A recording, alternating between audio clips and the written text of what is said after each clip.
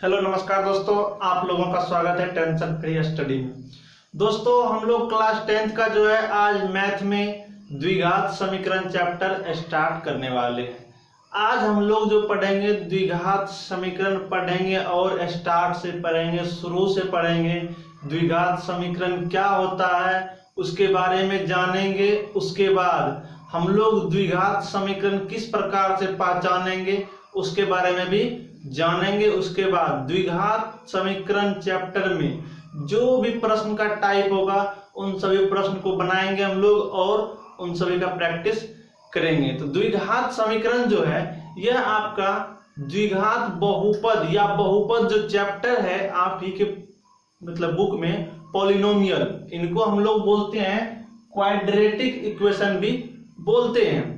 तो यह जो है रिलेटेड है, बहुपद से रिलेटेड है। यदि आप बहुपद पढ़े होंगे, बहुपद के प्रकार, बहुपद के वर्गीकरण, तो आप लोगों को इसमें बहुत ही जो है मदद मिलने वाली है। यदि आप लोग बहुपद चैप्टर नहीं पढ़े हैं तो आप लोग जो है यूट्यूब चैनल पर जाकर बहुपद का इंट्रोडक्शन क्लास देख सकते हैं। उसमें आप लोगों को बहुपद के वर्गीकरण के बारे में बताया गया है, बहुपद क्या होता है, बहुपद के रूप का ही द्विघात समीकरण होता है। चलिए हम लोग देखते हैं। आपका द्विघात समीकरण जो हो जाता है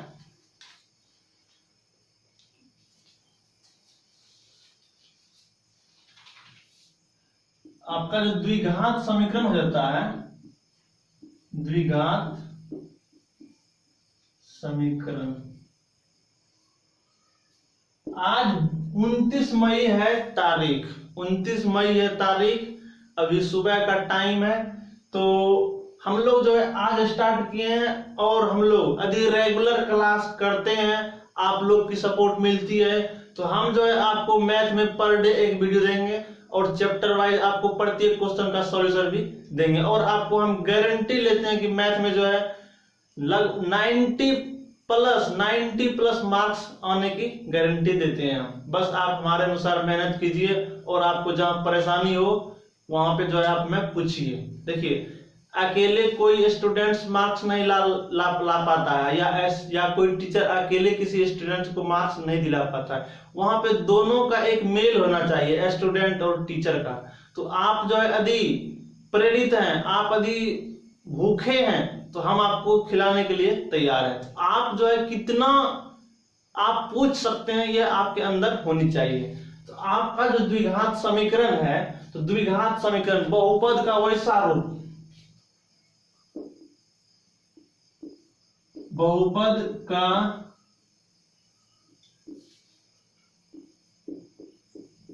वैसा समीकरण, बहुपद का वैसा समीकरण जिसका घात केवल दो हो। द्विघात है तो मतलब दो घात हो, केवल दो हो उसे द्विघात समीकरण कहते हैं। बहुपद का वैसा समीकरण, देखिए द्विघात बहुपद हम लोग पढ़े हैं, द्विघात बहुपद और द्विघात समीकरण में कोई डिफरेंस नहीं है। जो द्विघात बहुपद में कंडीशन है, शर्त है, वही द्विघात समीकरण में फॉलो करना पड़ता है। इसीलिए जो है द्विघात समीकरण चैप्टर पढ़ने से पहले द्विघात बहुपद पढ़ना बहुत जरूरी है। इस प्रकार से बहुपद का वैसा समीकरण जिसका घात केवल 2 हो उसे द्विघात समीकरण हम लोग कहेंगे। द्विघात समीकरण का सामान्य रूप जो होगा आपका द्विघात समीकरण का सामान्य रूप, आप लोग जो है हमेशा साथ में कॉपी और कलम लेकर बैठें और एक एक पॉइंट को नोट करें। आपका द्विघात समीकरण का सामान्य रूप जो होगा वो हो जाएगा आपका ax² plus bx plus c = 0। इस प्रकार से आपका द्विघात समीकरण का रूप होगा। ये देखिए x का पावर 2 है, फिर x का पावर 1 और यहाँ x का पावर 0, मतलब ये घटते क्रम में हो गया। तो इस प्रकार इसको हम जो है द्विघात समीकरण का स्टैंडर्ड रूप भी बोल सकते हैं, मानक रूप भी बोल सकते हैं। इस रूप में आपको मिलेगा द्विघात समीकरण। और यह जो आपका x² का गुणांक मतलब x पावर 2 जो है, इसके गुना में जो ये आपका a है, a a बराबर कभी भी 0 नहीं होगा, इस बात को ध्यान में रखना है। यह जो x स्क्वायर के गुना में a है, a का मान कभी 0 नहीं होगा। यदि a का मान 0 होता है तो यह पद जो है आपका शून्य हो जाएगा और यह द्विघात समीकरण का अस्तित्व खो देगा। यह जो है तब द्विघात समीकरण नहीं कहलाएगा, तब जो है x पावर 1 बच जाएगा, यह रैखिक समीकरण कहलाएगा। तो आपको ध्यान रखना है कि यह मान 0 हो जाए, b का मान 0 हो जाए कोई बात नहीं है, c का मान 0 हो जाए कोई बात नहीं है, लेकिन a का मान 0 नहीं होना चाहिए यदि द्विघात समीकरण होगा। तो आप इस बात को दिमाग में बैठा लीजिए कि जो द्विघात समीकरण होगा उसमें जो है एक्स स्क्वायर का जो गुणांक होगा वह कभी जो है शून्य नहीं होगा। तो इस प्रकार जो भी होगा वो सभी क्या क्या होगा, द्विघात समीकरण होगा। अब 2 से अधिक घात होगा तो फिर उसको भी हम द्विघात समीकरण नहीं कहेंगे, केवल 2 घात होना चाहिए, ना ही अधिक होना चाहिए ना ही 2 से कम, उसी को हम लोग द्विघात समीकरण बोलेंगे। तो हम उम्मीद करते हैं कि आप समझ गए होंगे। तो अब हम लोग जो है बढ़ते हैं नेक्स्ट पॉइंट की ओर कि द्विघात समीकरण को जो है हम लोग किस तरह पहचानेंगे या क्या कौन कौन जो है द्विघात समीकरण है।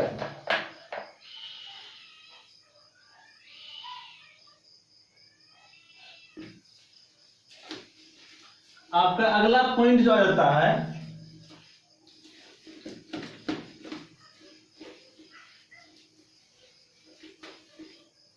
आपका अगला पॉइंट आता है कि कुछ एग्जांपल दिया हुआ है कि आप जो है द्विघात समीकरण के रूप में बनाइए, कैसे बनाइएगा आप। एग्जांपल आपका फर्स्ट दिया हुआ है कि जॉन और जीवंती दोनों के पास कुल मिलाकर 45 कंचा है। जॉन और जीवंती दोनों के पास जो मिलाकर, जीवंती दोनों के पास कितना कंचा है, 45 कंचा, दोनों के पास मिलाकर कितना है, 45 कंचा है।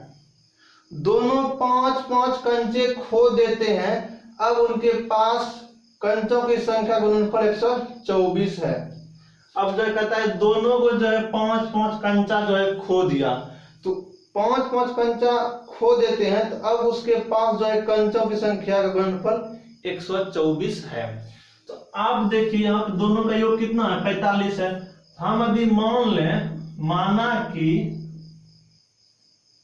माना कि जॉन के पास कंचा की संख्या मान लेते हैं कितना, जॉन के पास x कंचा होगा, जॉन के पास, तो जीवंती के पास कितना होगा, जीवंती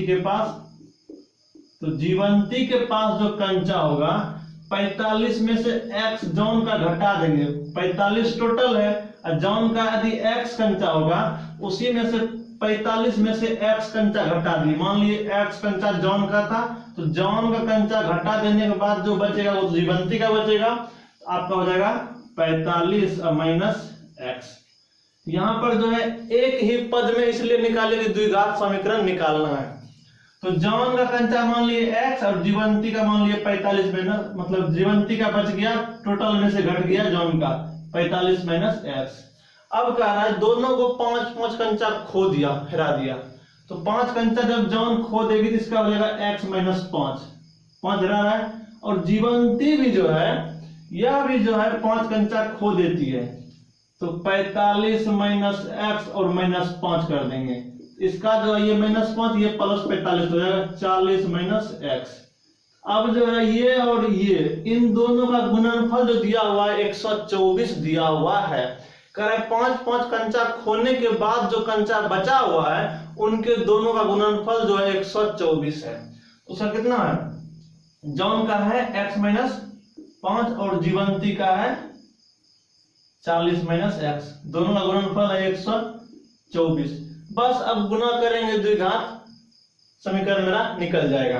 तो आप लोग गुना करने के लिए जानते हैं कि इन दोनों को कैसे गुना कर सकते हैं। आप जो है जैसे ये 2 पद है, यहाँ भी 2 पद है, तो ऐसे x जो है दोनों के साथ गुना करेगा एकाएकी, तो x गुना 40 करेंगे तो 40x, फिर x गुना x करेंगे तो यहाँ माइनस यहाँ प्लस, तो माइनस प्लस माइनस हो गया x स्क्वायर, फिर ये x जो दोनों के साथ कर लिया, अब -5 करेगा दोनों के साथ, -5 गुना 40 हो जाएगा 40 बचे 200, और उसके बाद -5 गुना माइनस x, तो माइनस प्लस 5x बराबर 124। अब जो है आप इसको अरेंज कर लीजिए, ये है माइनस एक्स स्क्वायर, तो हम इधर आगे लिख लिए, उसके बाद ये 40x और ये 5x हो गया आपका प्लस 45x और ये माइनस 200 और 124 को भी इस पर ला लीजिए, हो जाएगा माइनस 124 इक्वल टू 0। ये हो गया minus x square plus 45x और ये दोनों माइनस में है तो जुड़ जाएगा, तो माइनस हो गया 324 इक्वल टू 0। आपका देखिए घात कितना है, 2 है, यह आपका एक द्विघात समीकरण बन गया। यह जो एग्जांपल कह रहा था, केवल कह रहा था आप द्विघात समीकरण का निर्माण कर दीजिए, किस तरह से निर्माण कीजिएगा। तो यहाँ जो है इस तरह से इस एग्जांपल का द्विघात समीकरण निर्माण हो गया। आप लोग एनसीईआरटी बुक आप लोगों के पास होगा, उसमें आप जो है आप लोग देख सकते हैं, एग्जांपल दिया हुआ है उदाहरण 1 में कि जान और जीवंती दोनों के पास कुल मिलाकर 45 कंचे हैं, दोनों 5-5 कंचे खो देते हैं। अब उनके पास 5 कंचों की संख्या, मतलब उनके पास कंचों की संख्या का गुणनफल 124 है। मतलब अब जो है इसको कर रहा है कि द्विघात समीकरण में निरूपित कीजिए। तो आप इस प्रकार से कर सकते हैं। और नेक्स्ट एग्जांपल आ जाता है आपका कि एक कुटीर उद्योग में कुछ खिलौने निर्मित करता है। एक कुटीर उद्योग मतलब जो भी हो, छोटा मोटा उद्योग, वह जो है खिलौना बनाता है। हम इसे मिटाते हैं। आप लोग वहां से प्रश्न देख लीजिए, ऐसे प्रश्न लिखने में थोड़ा टाइम आपका जा सकता है। यदि आप लोग कहिएगा कि प्रश्न भी लिखिए तो हम प्रश्न भी लिखेंगे, आप लोग कमेंट करके हमें जरूर बताइए। और हाँ, आप लोगों को वीडियो कैसी लगती है यह भी जो है कमेंट करके बताइए और वीडियो को प्लीज लाइक कीजिए।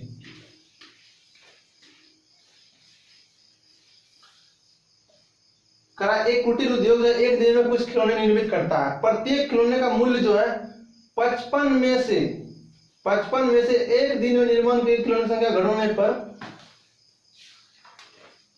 प्राप्त संख्या के बराबर है। किसी एक दिन कुल निर्माण लागत 750 रुपये थी। हम उस दिन निर्माण किए खिलौने की संख्या ज्ञात करना चाहेंगे। आप जो है मान लीजिए कि उस दिन निर्मित किए खिलौने की संख्या x है, क्या है, दूसरा आपका है माना कि उस दिन निर्मित खिलौने की संख्या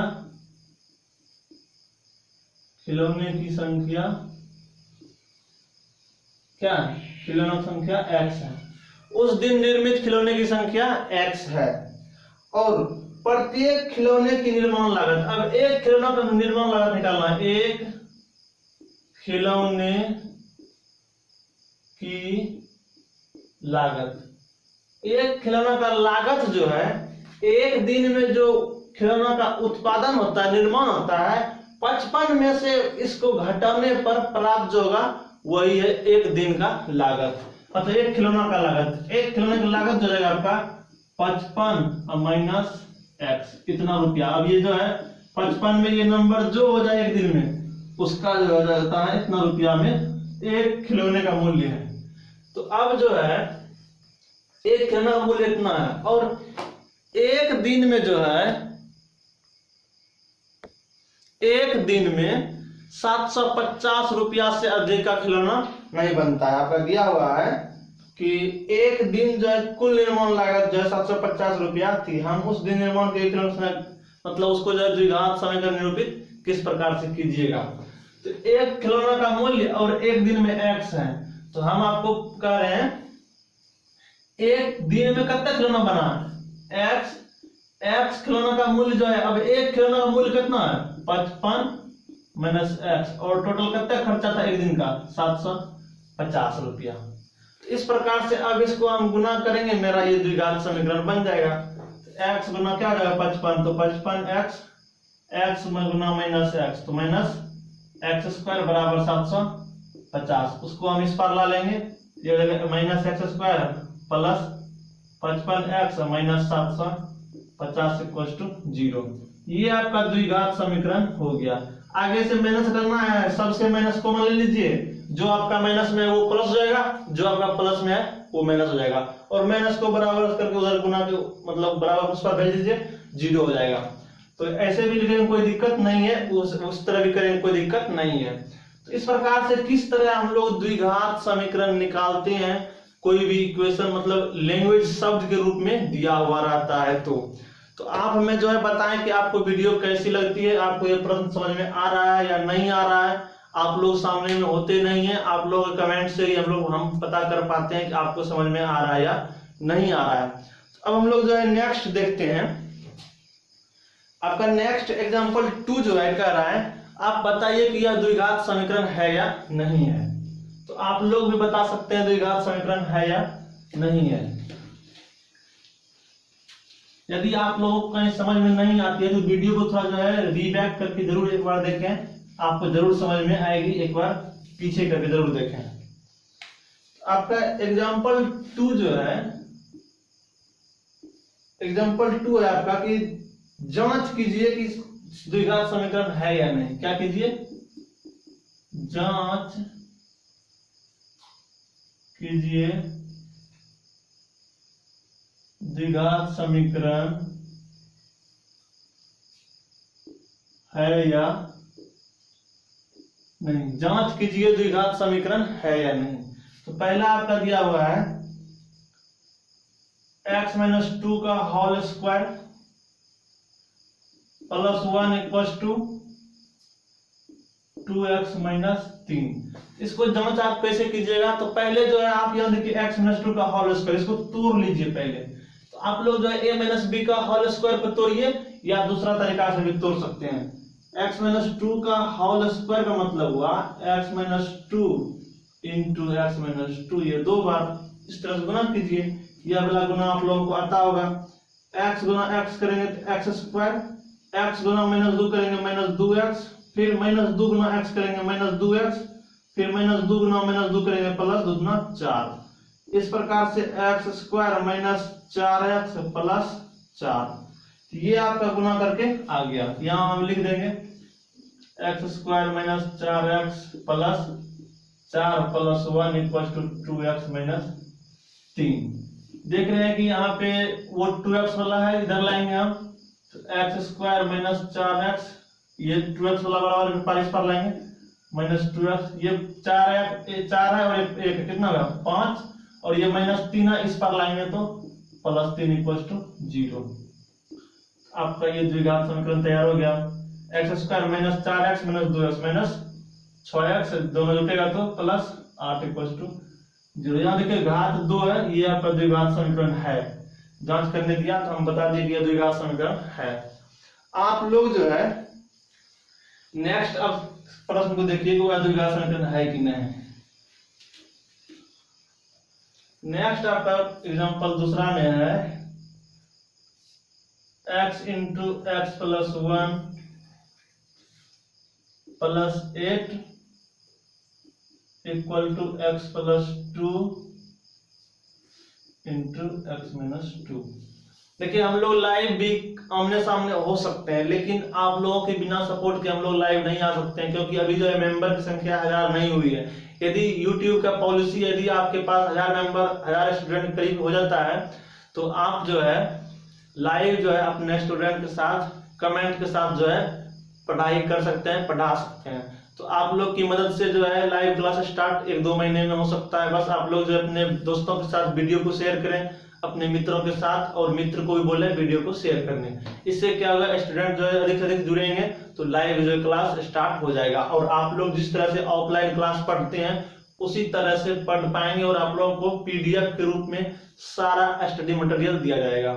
और आप लोगों का अन्य सब्जेक्ट भी जो है, जिस सब्जेक्ट में आपको प्रॉब्लम होगा उन्हीं सब्जेक्ट का हम लोग जो है आपका तैयारी बेसिक से स्टार्ट से शुरू से करवाएंगे। तो अभी हम लोग जो चैप्टर स्टार्ट किए हैं मैथ में, अभी ये चैप्टर जब तक खत्म नहीं हो दूसरा चैप्टर स्टार्ट नहीं होगा, और केमिस्ट्री भी फर्स्ट चैप्टर समाप्त होने के बाद ही दूसरा चैप्टर स्टार्ट होगा। तो अब इसको आप लोग चेक कीजिए, मल्टीप्लाई कीजिए, इधर भी मल्टीप्लाई कीजिए, और जो कहाँ कहीं कटता है कटाइए, नहीं कटता है उसको बस एक साइड लाके चेक कीजिए। यदि द्विघात 2 पावर है x पर तो द्विघात समीकरण है, नहीं है तो नहीं है।